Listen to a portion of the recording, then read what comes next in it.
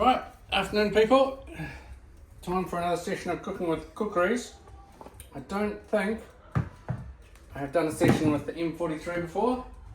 I might have, can't remember, but this one I haven't waxed yet, so I don't have to do anything except give it a quick steel and then get down to business. Tonight I'm doing a pork roast. So we will get underway, but before I do any form of cooking, I like to just start the day with something from the fridge. What have we got today? Oh, yep. Here we go.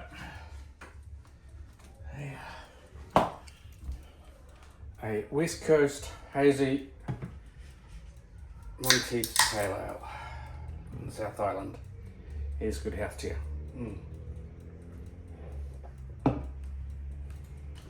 Said it before, we know how to make good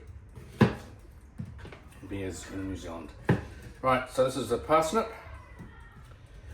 These may not be everyone's cup of tea, but they're actually pretty good in a roast.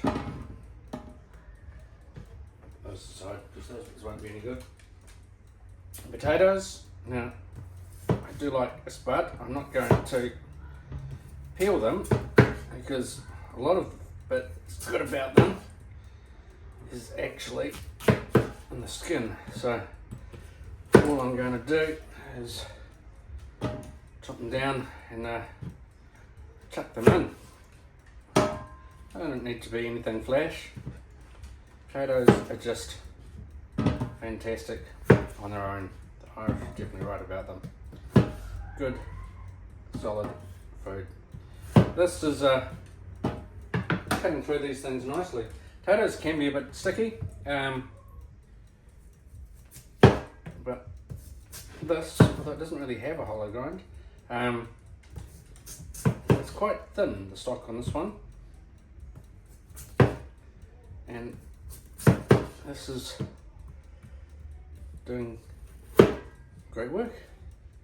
The weight kind of leans itself to chopping a little bit.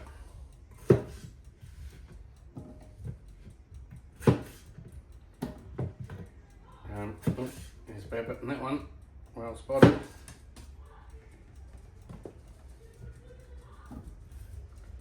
Even if there was a little bit of dirt left on them, in fact I'm going to be bringing this thing up to like 180 degrees, means that any bugs will be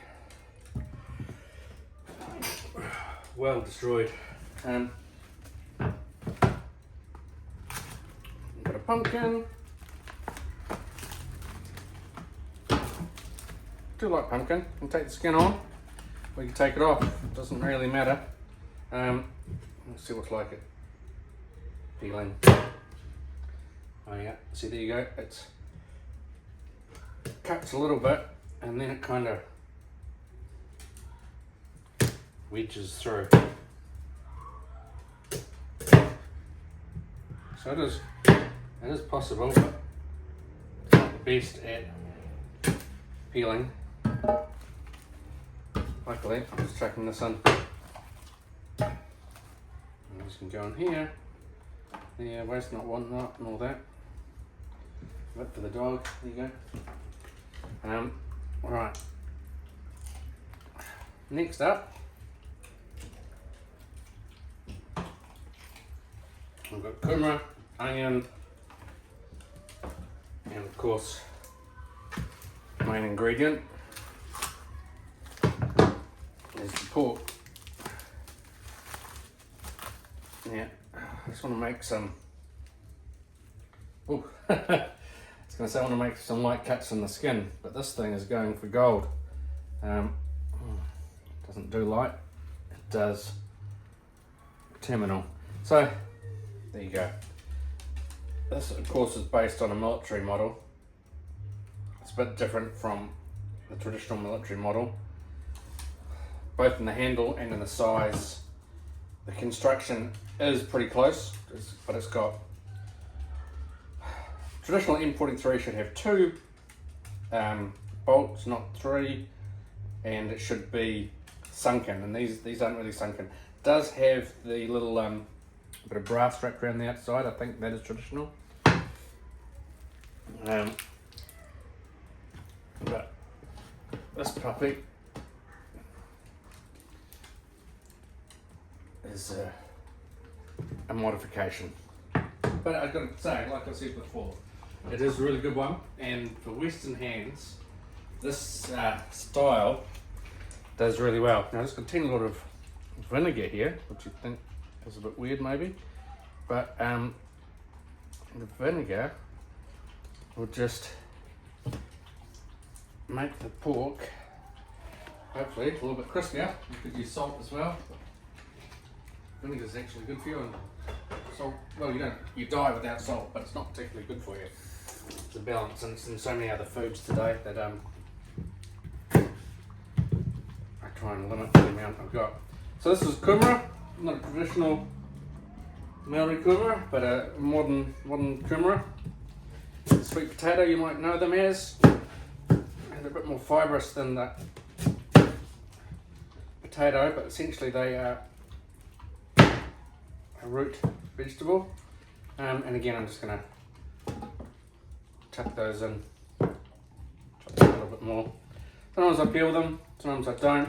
You can get different sorts, kind of a gold one, purple one, and the kind of one that's blended in between. I personally like the, well, at the moment I think the purple one's the nicer ones. The gold ones are good as well, but they tend to get a bit squishy when you cook them. And I don't know, something about the purple ones are just nicer to me.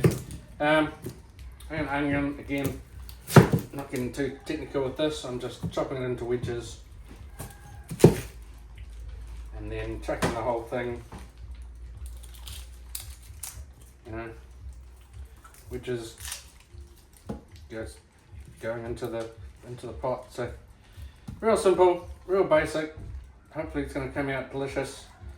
Goes to show that you can use a kukri for cooking. So cooking with kukri, I've heard people say you can't, but hey, you just use what's available, and if the kukri was available, then you can use it. Yeah, it's not the best. You've got to be slightly careful of where your fingers are. I imagine it would quite happily go right through your finger and right out the other side. But there we have it, cooking with kukris. I'm just gonna put some oil on that and then bang it in the old oven and roast that for about 3 hours. So thanks for watching, guys. Cooking with kukris. Today was the Kailash Blades M43 Marshall. Lovely knife, really good for Western styles. Like I tell you, if you're on the fence about a kukri because of the handle, get one of these, you won't regret it. It's nice and light, it's quick, handle is comfortable, they do a great job. Okay, thanks guys, cheers.